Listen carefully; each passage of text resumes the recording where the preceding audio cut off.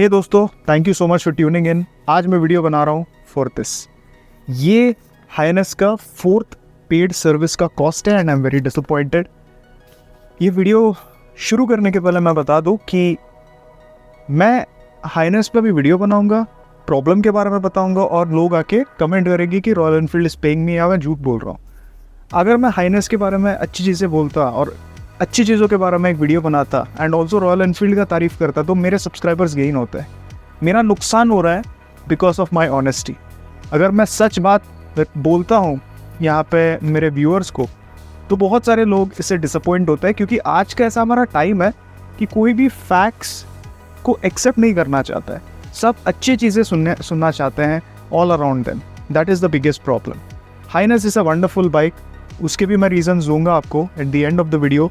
But guys, what is the service cost?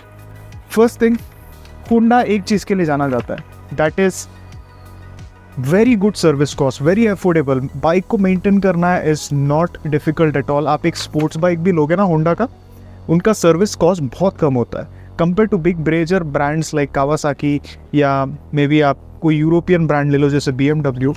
उनका जो service cost होता है सुपर बाइक्स का और जो होंडा का जो सर्विस कॉस्ट होता है, there is a huge difference.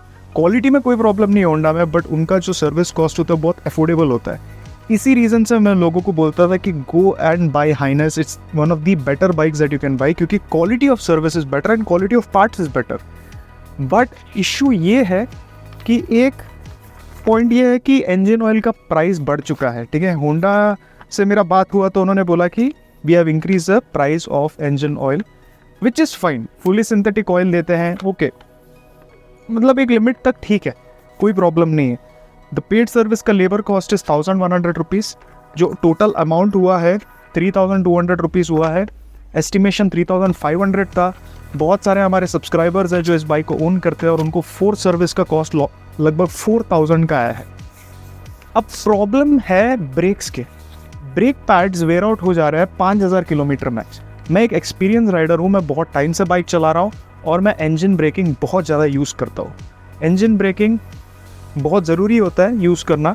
You have to practice that to improve your own safety and improve the life of your brake pads as well.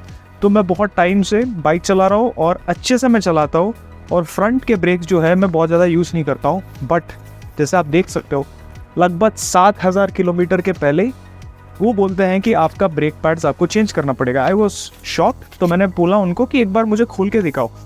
I was surprise कि ये मेरा bike है, क्योंकि almost घिस चुका था और 200-300 किलोमीटर चल सकता था, उसके बाद you had to replace it. So ये काफ़ी डिसअपॉइंटिंग है कि हर 5000 किलोमीटर में आपको चेंज करना पड़ता है। मे बी मैंने गलत चलाया है, लोग भी आके बोलेंगे तुझे चलाने नहीं आता है। तो मैंने होंडा वालों से पूछा बिग गोइंग में कि भाई ये 5000 किलोमीटर में आपको ब्रेक पैड्स क्यों चेंज करना पड़ता है? तो उन्होंने बोला कि इसके फ्रंट एंड हैवी है और सारे जितने भी बाइक्स आते हैं हम 5000 किलोमीटर पे उसका ब्रेक पैड चेंज कर देते हैं।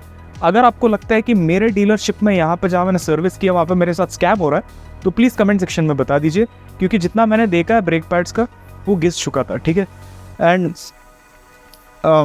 This is something which I have noticed. और मैं जानता हूँ कि वेट थोड़ा ज़्यादा है, बट भाई मैं इतना ज़्यादा रनिंग नहीं है गाड़ी का and I don't go at high speed.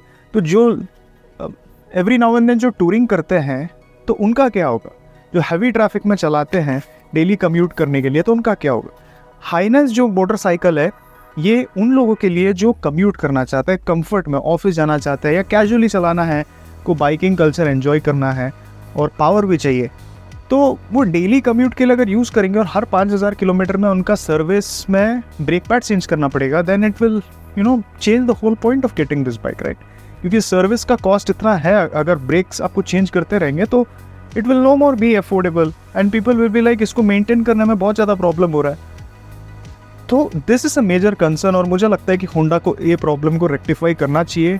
And I am okay with the labour cost, I am okay with the cost of service, क्योंकि उनका जो क्वालिटी ऑफ सर्विस है दैट इज़ वेरी हाई। जब मैं बाइक देता हूँ service के लिए मुझे कॉन्फिडेंस आता है कि the people who are working on my bike they know what they are doing. ठीक है, बहुत नॉलेजेबल है। रिसेप्शनिस्ट में जो मतलब रिसेप्शन में बैठते हैं, जो आपको एड्रेस करते हैं, आपके प्रॉब्लम के बारे में जो बताते हैं, वो बहुत अच्छे से आपसे बात करते हैं। This is not something which I have experienced in any service centre. Even car में भी आपको कार के शोरूम में भी जाओगे आपको इस तरह का सर्विस क्वालिटी नहीं मिलेगा, और this is something which will make you feel good, but brake parts change करते रहना every 5000 kilometre, that would be disappointing. So अभी कोई हाइनस खरीदना चाह रहा है तो should they go for this bike और not? Let me tell you कि जो हाइनस खरीदता है ना, उनका इंटेंशन बहुत अलग होता है.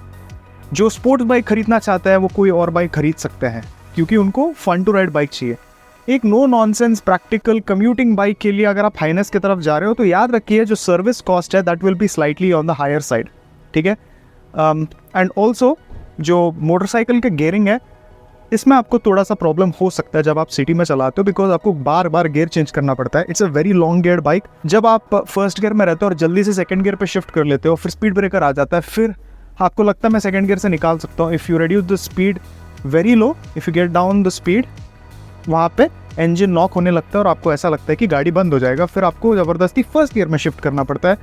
आपको तो पता ही है कि फर्स्ट गियर में थोड़ा सा वो स्मूथनेस नहीं रहता है, सो आपको फिर से फर्स्ट गियर से सेकंड गियर में शिफ्ट करना पड़ता है. तो this process will continue in city traffic. कोई इसके बारे में नहीं बोलता है. I have not seen big YouTubers और big reviewers talking about this problem at all. और इस इशू के बारे में आपको पता रहना चाहिए when you are investing so much money. अगर इससे कोई प्रॉब्लम नहीं है आपको, जैसे मुझे ठीक लगता है, I don't mind changing gears and accelerating, मुझे अच्छा लगता है, और जो 2 स्ट्रोक बाइक चलाते थे उनको भी ठीक लगेगा, so you will be okay with this. But बहुत लोग हैं जो एक ईजी टू राइड बाइक चाहते हैं, ये इन्फॉर्मेशन उनके लिए है. और नेक्स्ट बिगेस्ट मिथ कि भाई इसमें फील नहीं है क्योंकि इसमें वाइब्रेशन ही नहीं है, बिल्कुल गलत है. जो लॉन्ग स्ट्रोक इंजन्स होते हैं वो वाइब्रेट करते हैं एट हायर RPM. तो अगर आप स्पोर्ट्स बाइक चला के ऐसे बाइक लेना चाहते हो और आपको लगता है कि आप रेफ कर सकते हो इंजन को और टॉप एंड में जाके शिफ्ट कर सकते हो, तो ये बाइक आपके लिए बिल्कुल नहीं है. क्योंकि लॉन्ग स्ट्रोक बाइक आपको लोअर एंड में अच्छा खासा पावर दे देते हैं और उनका टॉप एंड बहुत वीक होता है और वो टॉप एंड में वाइब्रेशन आने लगते हैं, ठीक है. तो these are the 2 major issues on this bike. अच्छी चीज़ों के बारे में बताऊँ, this bike is special for its safety features, comfort और क्वालिटी. ये तीनों चीज़ ना आपको कोई भी बाइक नहीं दे सकते इस सेगमेंट में. Traction control, dual channel ABS, very good front brakes, back brakes, और जो बाइक का प्रेडिक्टेबल हैंडलिंग है, this is something which you will not experience in any other brand. ये बहुत ही अच्छा मोटरसाइकिल है फॉर दीज पॉइंट्स. और नेक्स्ट हम अच्छी चीज़ों के बारे में बात करें वो है माइलेज. जो अभी ईज़ ऑफ यूज़ और अफोर्डेबिलिटी के बारे में सोच के लेते हैं, you will be very happy with the mileage. City में आपको 35-40 तक दे देगा आराम से. अगर आप चलाते हो, हैवी ट्रैफिक भी होगा ना, आपको 30 तक दे देता है ये. और हाईवे में जब आप चलाते हो 45-47, बहुत लोगों ने 48-49 का भी माइलेज देखा हाइनस में. If you don't believe me, you can talk to the customer. So in terms of this it is wonderful. और ये जो बाइक है ये सबसे बेस्ट पिलियन कंफर्ट ऑफर करता है. पीछे बैठने वालों के लिए वो हाइट भी ठीक है, उनको बहुत ज़्यादा चढ़ना नहीं पड़ता है, मतलब चढ़ने और बैठने में उतरने में प्रॉब्लम नहीं होता है. तो ये बाइक पिलियन कंफर्ट के लिए बेस्ट है. सस्पेंशन इसका बहुत अच्छे से काम करता है, प्रॉपरली सेट है, not too hard, not too stiff. मैंने होंडा के बाइक्स में एक प्रॉब्लम देखा है कि फ्रंट एंड सॉफ्ट होता है, रेयर स्टिफ होता है, बट इस बाइक में वैसा बिल्कुल नहीं है. The front end is amazing and जो पीछे का जो सस्पेंशन है that is not very stiff. अब वॉबलिंग इशू के बारे में बात करते हैं.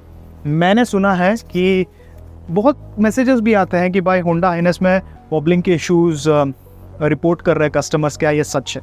देखो, वॉबलिंग इश्यूज़ इस मोटरसाइकिल में नहीं है. I will be very honest about it, क्योंकि जब से मेरे को ये वॉबलिंग को लेके बहुत सारे क्वेश्चंस आए थे तब से मैं रिसर्च कर रहा था कि वॉबलिंग इशू क्यों आ रहा है और रिपोर्ट क्यों कर रहे हैं कस्टमर्स. ये प्रॉब्लम है आपके फ्रंट एंड में जो आपको सर्विस सेंटर में जाके फिक्स करना पड़ेगा. इस बाइक में वॉबलिंग इश्यूज़ नहीं आएंगे आपको. Mechanically this bike is perfect. ऐसे वॉबलिंग इश्यूज़ मेरे मोटरसाइकिल में नहीं आया है and I know a lot of people who have not faced any wobbling issue. और जिनके बाइक में ये वॉबलिंग इश्यूज़ आए हैं उनके फ्रंट एंड में कुछ इश्यू था, तो आप सर्विस सेंटर में जाके उनको बता दो, they'll fix it and give you. This is not a major issue at all. Paint peeling issues और रस्टिंग इश्यूज़ रिड्यूस हो चुके हैं. और दूसरी बात यह है कि मडगार्ड जो उन्होंने डिज़ाइन चेंज किया है उसमें आपको बारिश में चलाने में कोई प्रॉब्लम नहीं होने वाला है आने वाले दिनों में. So you are not going to have any major issue on H'ness. But ये सारे जो पॉइंट्स हैं ना, ये कोई डिस्कस नहीं करता है और मे बी बहुत सारे लोगों के लिए ये बहुत बड़ा मेजर डील ब्रेकर नहीं होगा. बट जो पैसे बचा के ले रहे हैं उनको ये बात पता रहना चाहिए कि what they could and up facing. इसीलिए मैंने सोचा कि चैनल में इसके बारे में डिस्कस करना बहुत ज़रूरी है. Engine is super refined, it's a very good bike. Touring के लिए ख़रीदना चाहते हो, गो फॉर इट. इस बाइक को आप दूसरे बाइक के साथ कंपेयर मत करो इन टर्म्स ऑफ परफॉर्मेंस, क्योंकि इस प्राइस में आपको ऐसा परफॉर्मेंस कोई बाइक नहीं देगा। इसका हैंडलिंग बहुत प्रेडिक्टेबल है। जो बहुत टाइम के बाद बाइकिंग स्टार्ट करना चाह रहे हैं और उनको एक ईजी टू राइड बाइक चाहिए, then this is a perfect one, because the handling on this bike is predictable. बहुत ही लाइट वेट फील होता है, आपको वेट बिल्कुल भी फील होने नहीं देता है।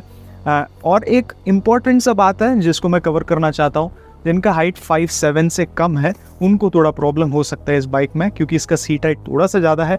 तो टेस्ट राइड करके देख लीजिए, क्योंकि बाइक लाइट है, you could probably get adjusted with this. अगर आप मेरे हाइनेस के वीडियोस देखोगे, CB350 के प्रॉब्लम्स के बारे में मैंने बात किया है, why it is not a good bike और it is a great bike, all those points are discussed in my previous video. This video was related to the service cost. आपको ये कॉस्ट देख के क्या लगता है, क्या ये बहुत ज़्यादा है या जस्टिफाइबल है considering the quality on this motorcycle? Thank you so much guys. अगर आप इस बाइक को लेना चाहते हो, go for it. Just remember there are 2 major deal breakers on this. If you are okay with this, you will be very happy. Take care, thank you, and wear your helmet. Bye bye.